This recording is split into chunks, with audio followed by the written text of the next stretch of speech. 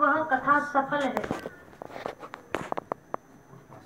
और 7 दिन केवल नाचे गाए और फिर स्थिति वही की वही बनी रही, कोई स्थायी प्रभाव कथा का नहीं रहा जीवन में, तो इन आयोजनों का, इतने भव्य इतने बड़े आयोजनों का इनका कोई लाभ नहीं, कोई मतलब नहीं।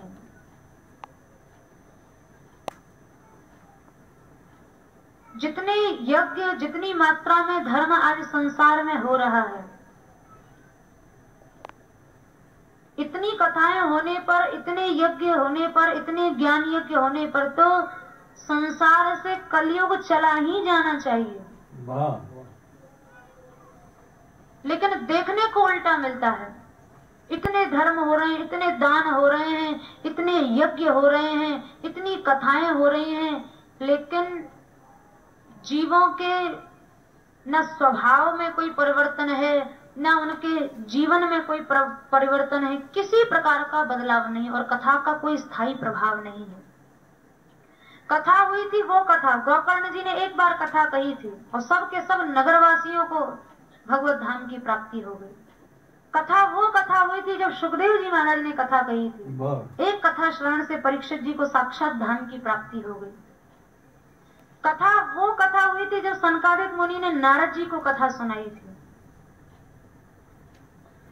उन कथाओं की चर्चा आज तक है।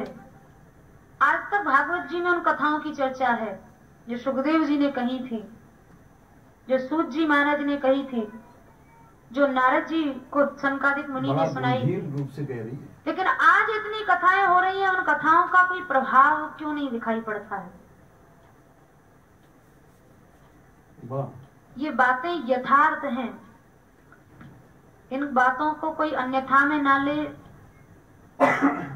दूसरी दिशा में इन बातों को बदल कर न ले, क्योंकि हमारे कहने का मतलब किन्हीं कथाओं का खंडन करना या यज्ञों का खंडन करना, ये हमारे कथन का अभिप्राय नहीं है। लेकिन वास्तव में लोक कल्याण हो, जन कल्याण हो, संसार का कल्याण हो, जीवों का कल्याण हो, उसके लिए ये जो धर्म है वो धर्म को गुणातीत बनाए रखना या निर्गुण बनाए रखना बहुत आवश्यक है। ऐसा नहीं है कि आज धर्म नहीं हो रहा है संसार में, जगह जगह धर्म हो रहा है। लेकिन गोस्वामी जी महाराज ने कहा, तामस धर्म करहि नर, जप तप व्रत मख दान, देव न वर्षहि धरणी बहे न जामे धान। संसार में धर्म बहुत हो रहा है, बहुत अधिक मात्रा में हो रहा है, जगह जगह कथाएं हो रही हैं, लेकिन तामस धर्म, सब धर्म तामसी हो रहा है। इसलिए कथाओं का जो प्रभाव पड़ना चाहिए वो प्रभाव कहीं दिखाई नहीं पड़ता, और बल्कि थोड़ा सा कठोर शब्द है लेकिन अनुचित नहीं है, इसलिए कहेंगे कि हम जैसे लोगों के द्वारा जो हम समाज सुधारक बनते हैं या समाज के कल्याण करने वाले बनते हैं, जन कल्याण करने वाले बनते हैं, जन के हितकारी बनते हैं, हम लोगों के द्वारा समाज की अधिक हानि हो रही है। क्योंकि धर्म हम लोग कर रहे हैं, धर्म हम लोग तामसी कर रहे हैं, तो लाभ न होने की जगह समाज को, लोगों को, राष्ट्र को, विश्व को, सबको हानि हो रही है, क्योंकि धर्म तामस हो गया है। तो धर्म को तामस कैसे हम लोगों ने बना दिया? श्रीमद् भागवत जी में 3 स्कंध में कपिल भगवान ने बड़ी सुंदर बात कही, अभिसंधाय यो हिंसाम दंभम मात्सर्यमेव वा। हम कोई भी कर्म कर रहे हैं, अगर उसमें दंभ आ गया, उसमें हिंसा आ गई और उसमें मात्सर्य आ गया, तो वो सब कर्म धर्म तामसी बन जाएगा। और हम लोग तीनों ही काम करते हैं, विशेष करके वक्ता लोग जो हम लोग कथा कहते हैं, दूसरे का यश की हिंसा करते हैं, कोई हमसे आगे ना बढ़ जाए, होड़ा होड़ लगी हुई है, मात्सर्य, दूसरे के गुणों में हम लोग दोष दर्शन करते हैं, दंभ करते हैं, कथाओं में दंभ प्रदर्शन बहुत होने लग गया। इतना दान उन्होंने, इतना दान उन्होंने, इससे क्या है? जब तप व्रत मख दान, गोसाई जी कह रहे हैं। बोले ये जितने साधन हैं, इतने इतना गौदान किया, गाय के लिए इतना दिया, ये दिया। बोले तामस धर्म, ये सब तामसी धर्म हो गया। किसी का खंडन नहीं है, पुनः निवेदन कर रहे हैं, खंडन किसी का नहीं है, लेकिन हम लोग शुद्ध धर्म क्या है, सात्विक धर्म क्या है, गुणातीत धर्म क्या है, उसको हम लोग समझ सकें, उसका हम लोग अनुसरण कर सकें, कल्याण के सही मार्ग पर हम लोग चल सकें, इसलिए इन बातों की चर्चा होनी भी आवश्यक है।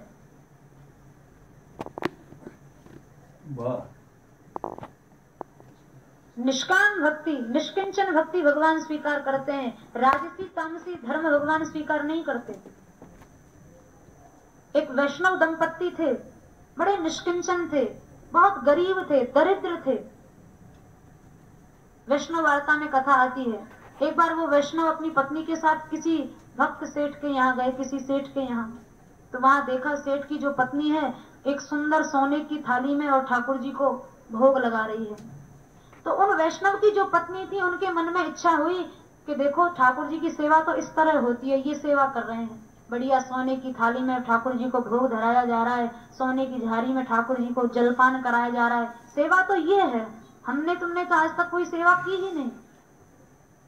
और जब वो वैष्णव घर में आ गए तो उनकी पत्नी तो लगी पीछे पड़ने कि आप भी कहीं से धन लाएं, ठाकुर जी के लिए सोने के पात्र बनवाएंगे, बढ़िया सोने का सिंहासन बनवाएंगे, बढ़िया ठाकुर जी की सेवा करेंगे। तो वो जो वैष्णव थे उन्होंने अपनी पत्नी को कहा, देखो वहां सामने सरोवर है, सरोवर के निकट एक वृक्ष है, उस वृक्ष के नीचे धन गढ़ा है, तुम्हें जितना धन चाहिए ले लो। अब वो वहां गई, वहां जाकर जब खोदा खादा मोहरों की जो हंडी मिली, जैसे लेने को वो वैष्णव पत्नी चली तो वहां उस वृक्ष पर एक यक्ष रहता था। उस यक्ष ने कहा, सावधान, ऐसे कोई धन को नहीं छू सकता। जो वैष्णव की पत्नी थी उन्होंने देखा यक्ष ने कहा कि ये धन मेरा है, ये धन ऐसे नहीं मिलेगा। बोले कैसे मिलेगा, इस धन के बदले तुम्हें कुछ देना पड़ेगा।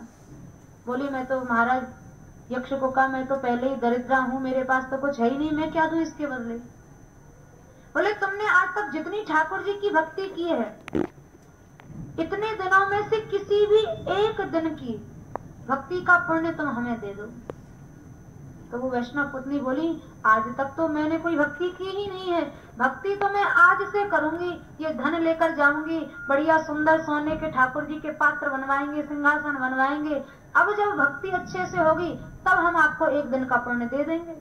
यक्ष बोला, आज के बाद की भक्ति तो भगवान स्वीकार करेंगे ही नहीं, आज के पहले तक की तुम्हारी जो भक्ति है उसको ठाकुर जी ने स्वीकार किया है, अब तो तुम्हारे अंदर कामना जाग गई। वैष्णव पत्नी ने वही धन छोड़ दिया, भैया जैसे सेवा चल रही है हमारी तो वैसे ही ठीक है। तो कामना अपने लिए नहीं की गई थी, कामना भी ठाकुर जी की सेवा के लिए की गई थी। लेकिन भागवत धर्म कहता है, भागवत जी कहती हैं, धर्मार्थम अपि नेहेत यात्रार्थम वादनो धनम अनिहा नीह मानस्य। अपने जीवन के लिए धन की कामना करना तो बहुत नीच बात है, भगवान के लिए धर्म के लिए भी धन की इच्छा नहीं करनी चाहिए। अपने लिए कामना नहीं की थी उन्होंने, ठाकुर जी के लिए कामना की थी, बढ़िया भोगराग की व्यवस्था होगी, ठाकुर जी की सेवा पूजा अच्छे कर्म से चलेगी। लेकिन भगवान निष्किंचन भक्ति स्वीकार करते हैं। ठाकुर जी के लिए भी, धर्म के लिए भी धन की इच्छा कभी ना आए। पूज्य श्री बाबा महाराज हमारे सदगुरुदेव जिस समय ब्रज में आए थे तो ठाकुर जी का एक चित्रपट पूजा में रखते थे। एक दिन उनके गुरुदेव जब आए, उन्होंने बाबा को पूछा, क्यों लाला तुम ठाकुर जी को भोग क्या लगाते हो, कैसे सेवा पूजा इनकी करते हो? तो बाबा महाराज ने कहा, कोई ब्रजवासी आ जाते हैं, कोई धूप बत्ती दे जाता है, कोई प्रसाद दे जाता है, कोई अगरबत्ती दे जाता है, उनके द्वारा ठाकुर जी की सेवा पूजा चलती है। तो उनके सदगुरुदेव ने उन्हें मना किया, बोले इस तरह से तो तुम्हारे अंदर जीवाशा जागृत हो जाएगी। अरे अब अगरबत्ती नहीं आई तो आशा में बैठ गए, अमुक व्यक्ति लाएगा, अमुक व्यक्ति प्रसाद लाएगा, तो ये तो अन्याशा तुम्हारे अंदर जागृत हो जाएगी।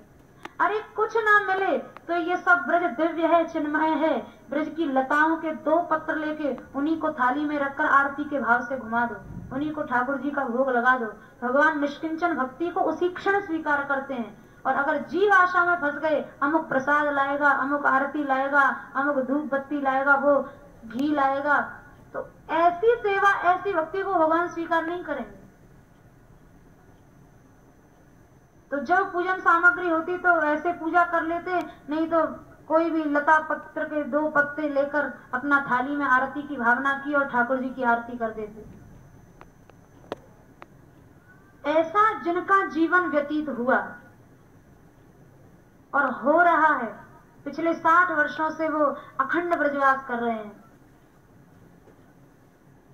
श्री बरसाना धाम, देवरवन धाम में, और जिनके संरक्षण में वो पवित्र संस्था चल रही है, श्री मान मंदिर सेवा संस्था, जहां मुख्य शिक्षा, जहां मुख्य पाठ केवल यही सिखाया जाता है कि धर्म किसी भी अंश में व्यवसाय न बने, धर्म कहीं से भी धन प्राप्ति का, अर्थोपार्जन का साधन न बने। सैकड़ों साधु रहते हैं, सैकड़ों साधुएं वहां रहती हैं, इतना बड़ा वहां का इतना बड़ा कार्य चल रहा है, 35,000 गायें श्री माता जी गौशाला में है। आज तक कहीं किसी से धन की इच्छा नहीं की गई, और पूछो कहां से चल रहा है तो सब ठाकुर जी चला रहे हैं। और बिल्कुल सच बात है, 4 आदमियों के घर में प्रबंध करने के लिए हम लोगों से मुश्किल पड़ जाती है, और जहाँ सैकड़ों साधु साध्वी रह रहे हैं, और रहते कैसे, सब भिक्षावृत्ति, मधुकरी मांग के अपना ब्रजवासियों के द्वार पर जाकर उनसे टुकड़े मांग मांग कर लाते हैं और अपना जीवन यापन कर रहे हैं, सतत साधन में लगे हुए हैं। गांव गांव में वहां की साधुएं प्रचार करने जाती हैं, कहीं से किसी के अपनी गाड़ी से जाना आना, किराए तक की इच्छा नहीं करती, और उसी पूज्य बाबा महाराज की उसी अनीहा शक्ति है, वो निष्कामता की शक्ति है कि आज उन लोगों के प्रयास से 35,000 गांव में प्रभात फेरियां चल चुकी हैं, ब्रज में, ब्रज के बाहर भी, सब जगह। क्यों? क्योंकि मुख्य शिक्षा यही सिखाई गई है वहां हर एक बालक को कि अवैष्णव मुखोदगीर्णम पूतम हरि कथामृतम श्रवणम नैव कर्तव्यम सर्पोच्छिष्टम यथापयः। देखो, ये कथा है, ये इतना शुद्ध धर्म है, लेकिन ध्यान पूर्वक आप लोग सुने, दूध कितनी पवित्र वस्तु होती है, दूध अमृत तुल्य होता है, लेकिन अगर उसी दूध को सर्प जूठा कर दे तो वो दूध जहर बन जाता है। वैसे ही कथा, ये साधन कल्याण के साधन हैं, पर कहीं इन साधनों के अंदर हम लोगों के द्वारा व्यवसाय का विष घुस गया, धंधा बनाने का विष घुस गया, तो ये साधन ही सीधे नरक ले जाएंगे। वाह, कमाल कर दिया। वहां स्पष्ट हम सबको आज्ञा मिली है, विषैला दूध किसी को नहीं पिलाना, ऐसा धर्म प्रचार न करना जो एक व्यवसाय का रूप बना ले, जो एक पैसा कमाने का स्वरूप धारण कर ले, तभी तो प्रभाव नहीं पड़ता। कारिता कण लोभे न कथा सारस तत्व कथा, भागवत जी में कहा है, लोभ के कारण, अन्न के, धन के लोभ के कारण यत्र तत्र कथाएं होने लगी, कथा सारस तत्व कथा, कथा का सार ही हम लोगों ने नष्ट कर दिया, कहने वालों ने नष्ट कर दिया। एक वो कथावाचक थे श्रीमद वल्लभाचार्य महाप्रभु, उनके शिष्य थे श्री पद्मनाभ जी महाराज, प्रथम पीठाधीश्वर थे। एक बार श्रीमद वल्लभाचार्य जी कथा कह रहे थे, सब शिष्य बैठकर सुन रहे थे, उन्हीं में श्री पद्मनाभ जी भी थे। वल्लभाचार्य जी ने बड़ी सुंदर बात कही, उन्होंने कहा, सदा श्रवणीयम वही श्री भागवत मादरात और वृत्त्यर्थम नैव युंजीत प्राण कंठ गतैरपि। श्रीमद् भागवत की कथा सदैव सुनो और सदैव कहो, लेकिन अगर प्राण संकट में भी आ जाए, प्राण जाने भी लग जाए, प्राण जाने की भी स्थिति आ जाए, तो भी भागवत जी को यानी धर्म को वृत्त्यर्थम नैव युंजीत, इसको वृत्ति का साधन मत बनाना, पैसा कमाने का साधन मत बनाना। और गृहस्थ भक्त थे पद्मनाभ जी, उसी दिन से सर्वत्याग कर दिया, और हम लोग कल्पना नहीं करेंगे, हम लोग विश्वास नहीं करेंगे। उसी दिन से जंगल में लकड़ी काटने जाते, उन लकड़ियों को बेचते और उससे जो धन मिलता उससे अपना जीवन निर्वाह करते। नग्न आए नग्न चले गए। और नहीं तो चाहते तो परीक्षित जी चक्रवर्ती सम्राट थे, उनको क्या नहीं दे सकते थे। ठाकुर जी कृपा करें ऐसी स्थिति हम सबकी बने, कथा से प्रभु प्राप्ति, प्रभु प्रेम प्राप्ति। कथा सुनने वालों का भी यही लक्ष्य हो और कथा कहने वालों का भी यही लक्ष्य हो, अन्यथा सब धर्म तामस हो जाएगा। जो लाभ होना चाहिए इन साधनों का, वो लाभ जीवन भर कथा सुनेंगे तो भी हमें वो नहीं मिल पाएगा। जीवन भर सुनने के बाद